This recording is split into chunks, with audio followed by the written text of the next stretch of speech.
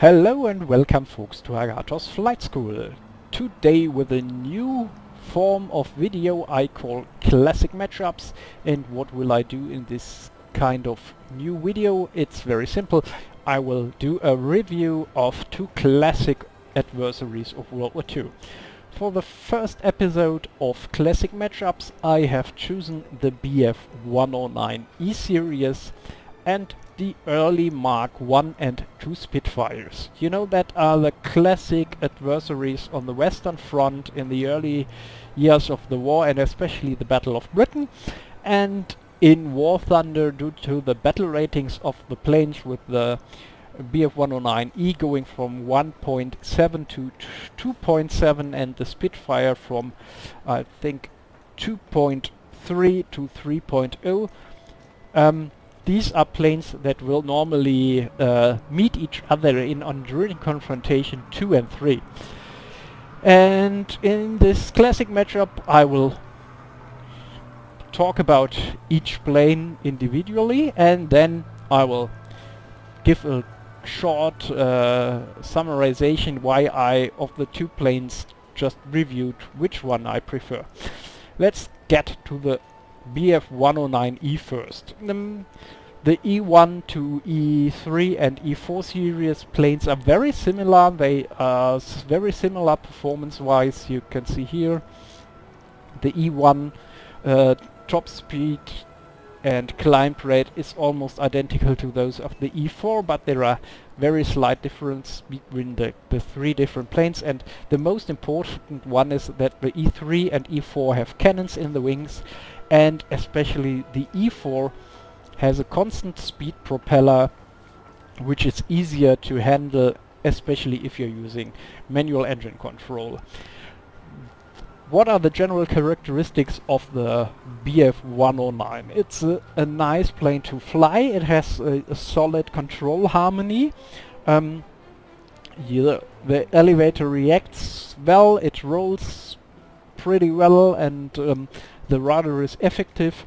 You have pretty good high speed control in the plane. So far I dived it up to around 410, 420 miles indicated, and I could still pull out with a stick without needing to fear to hit the ground. So high speed control is acceptable. It has a good climb rate. It has decent turning ability. This it can turn pretty well. It has also 3 stages of flaps: combat, takeoff and landing, and you can exploit takeoff flaps to get a little little bit more turning ability out of the plane. And so there are a good deal of opponents you will engage. You are able to outturn. But the most important part in the 109E is that its stalling characteristics compared to the later Bf109 versions with the round tips, as the Bf109E had square tips, is the wing area is a little bit smaller, and so the stall is a little bit nastier. I found that in tight turning fights you really have to fly coordinated, or the 109E will fall over one wing. But I will admit I will not advise you to fly this plane as a turn fighter. What is really good about the Bf109 is its ability using its climb rate and dive speed, and the fact that it has an injection engine compared to the Spitfires with their carburetor, where you can simply push your nose over without the engine quitting. And so you should play that plane as a boom and zoom plane or an energy fighter, meaning exploiting the vertical against your opponents. It might be the right moment to explain. The classic matchup videos will not contain combat footage. For combat footage I would say check out my other videos, the commented fight sections. There you will see how I fly in those planes that are reviewed here, and how I do in them, because those videos here are just too short to put in combat. I will just give you an idea of how I fly those planes and how I fight in them. And what I do in the 109 is it has nice handling qualities.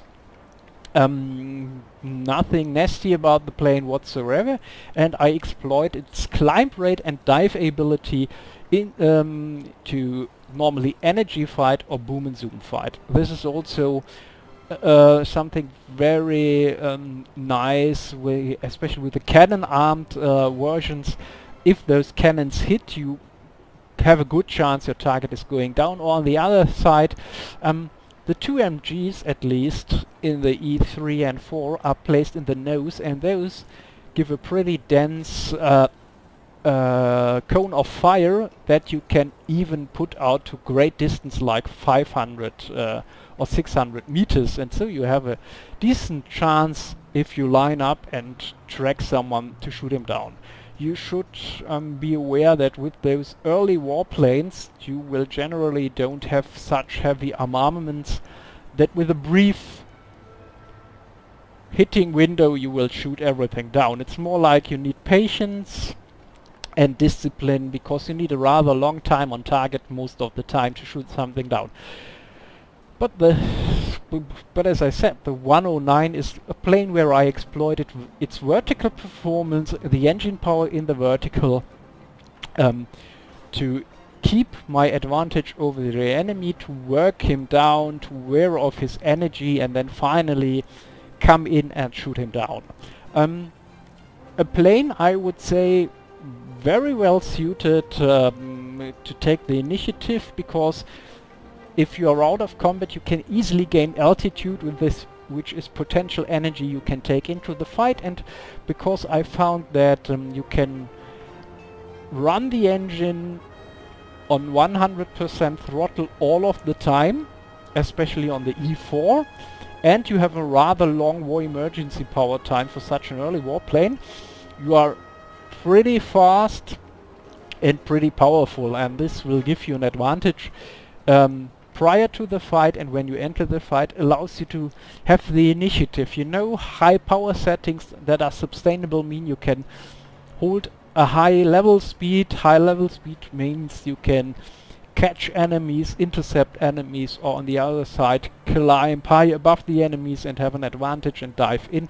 And so yeah, that's the way to fight in the 109. The 109 is an energy fighter. You should be aware that there are enough planes in EC2 and EC3 you can outturn, but you will usually encounter both types of planes, no matter which nation you fly against. If you fly against the US only, the Royal Air Force only, or the Russians only, you will always have planes you can outturn, and you will planes face that can outturn you. And so you must be very careful to choose when to switch out of that energy fighting style and boom and zoom fighting style to turn fights. That might be, for instance, if you catch the P-51 or something like that and cornered it, yeah, go for it and go for the turn fight. Try to stay behind his 9 to 3 line and just make and just shoot him down. But you must be aware that there might other planes enter the fight that can easily outturn you. On the US side, that's the Buffalo is a tight turning plane. The Hawk is a very well turning plane. For the British, you have the Hurricane and the Spitfire, both great turning planes, and the Russians have the Yak-1, where I must say the Russians here in that case are probably those that have the least capable turners. But generally be careful if you fly the 109, my advice. Be careful when you switch from energy and boom and zoom fighting to turn fighting, because you might run into other guys that can do that one thing better. Also, you must be aware in some circumstances, especially if you face the US, that there are planes that are actually faster and can run you down. One of the most important thing here is latest in EC3, if you run into a P-51 or an A-36 attacker, though that plane really can run you down. Same as early versions of the P-47. And the P-38, the Lightning, will to some extent also be able to run you down. Comes sometimes up to the altitude, but there you must be a little bit careful. So yeah, the 109 is a powerful plane, a great plane. but you have to pay attention to what is happening around you. So that's it to the 109. Let's switch to the Spitfire. This Spitfire, I will always say, if you just look at this plane, this Spitfire is the beautiful of this pair. I personally like the look of the Spitfire much more than the 109 with all the bunches, the bubbles and so on, and those elliptical wings, that long nose. The Spitfire is just a beautiful plane.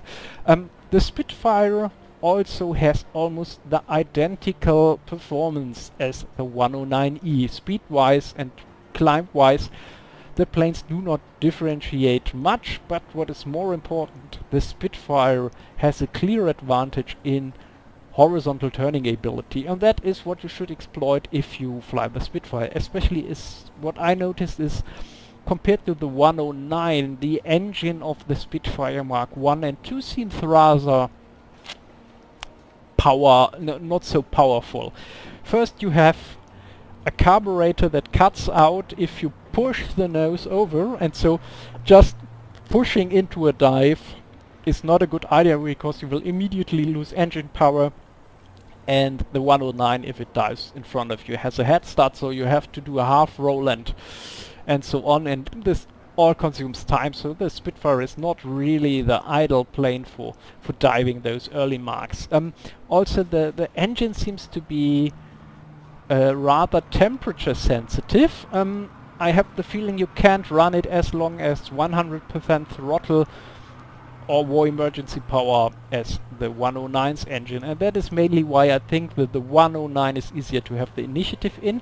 Yeah, the Spitfire at war emergency power might climb even better than the 109, but it cannot hold that war emergency power as long as the 109 or the full throttle power. This is also a limitation you have on the Spitfire if you use manual engine control. You have, as it's a liquid cooled engine, the Rolls-Royce Merlin, you have coolant and oil, but you can have only one radiator you can manually operate, and I think you can operate the coolant radiator, but the oil radiator does not work, and so the limiting factor on the engine is always that temperature gauge you cannot control, and this will go up rather high. And so I think the Spitfire is a great plane, but you cannot have the initiative as good as in the 109.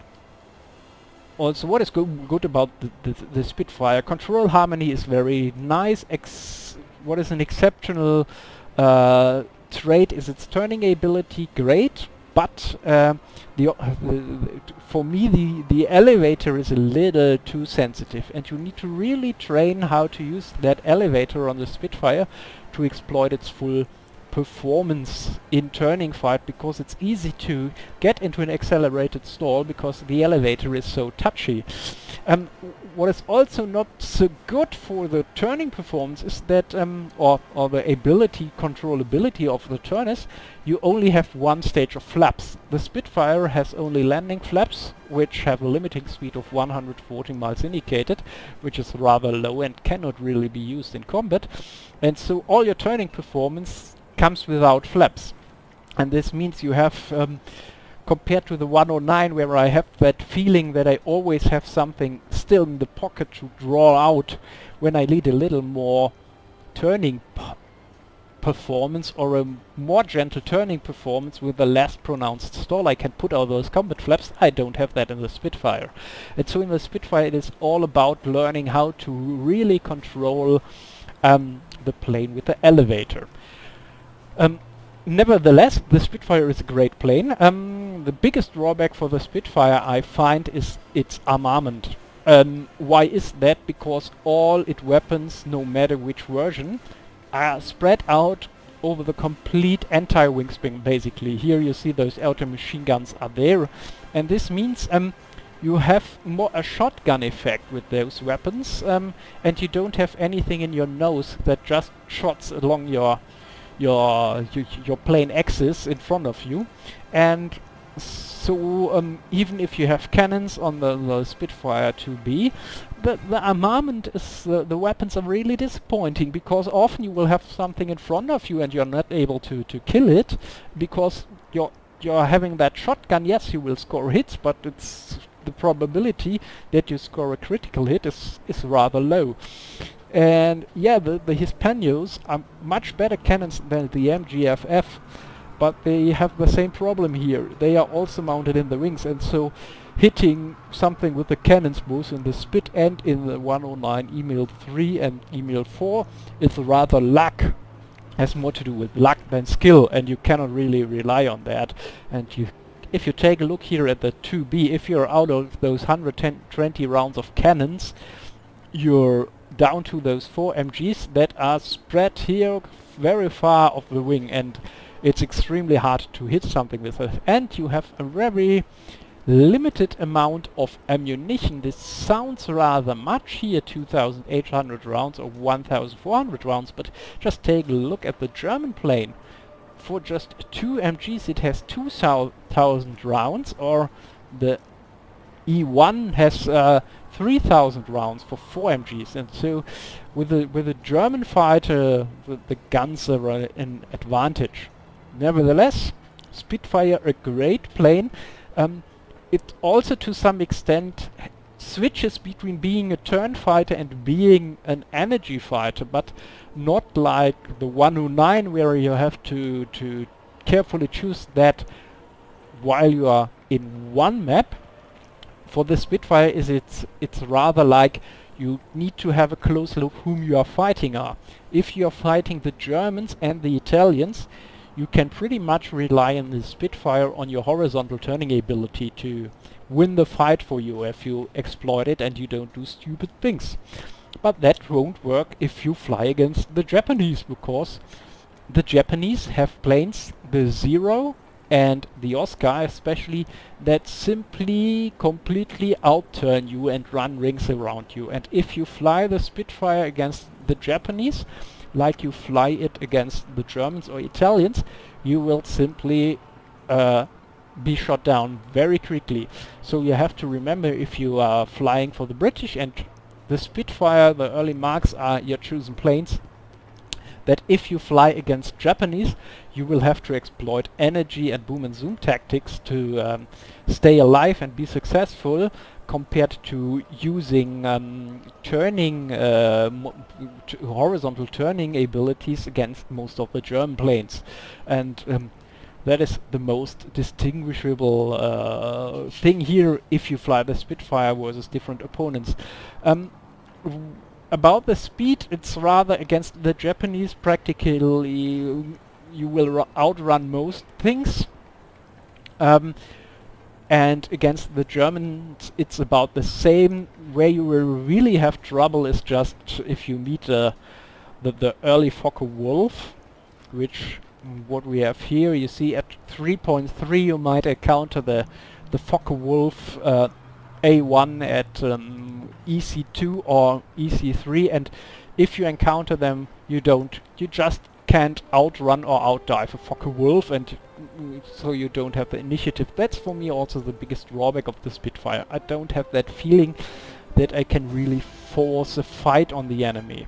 Yeah, it's a fast plane, not really slower than the Bf109, but you see, because of that overheating engine and temperature limits, I don't have the feeling that I can have so much control over where and when to fight and when to exit. And so this will also be, we will be coming to the conclusion now of those first fighters shown here in the classic matchups. Which is the one I prefer? I will say it is the Bf109E4. Simple reason: the elevator is not as touchy.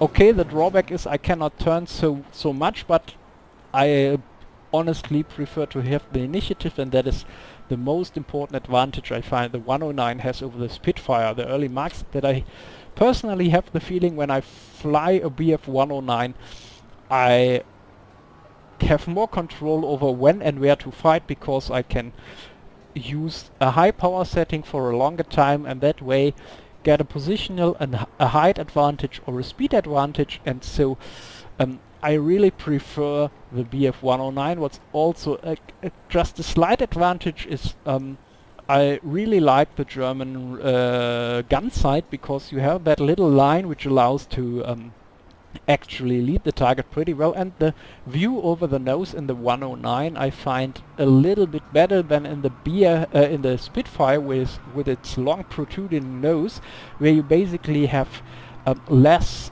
angle down view, and so a target will more likely, if you pull lead, which we will often do in the Spitfire because it's turning so good, when the enemy plane is just disappearing under your nose, while in the Bf109 you still have a couple of maybe 1 or 1.5 degrees more visibility downward. You might see that here. If you look here, you see that the nose of the Spitfire is almost straight going from the cockpit, only slightly curved, while you see that the Bf109 is slightly downward sloped, and this just gives a little bit more view and makes it easier, I find, to shoot down targets. So at the end of this classic matchup in episode 1, I will say I prefer the 109 because of its engine, its weapons, and its visibility. And so I hope this was an enjoyable new format for you. If you like this, and there should be more coming, more reviews of planes coming in the future in this way, give a thumbs up or post a comment down below. See you here at Agathos Flight School in the future, and bye bye folks.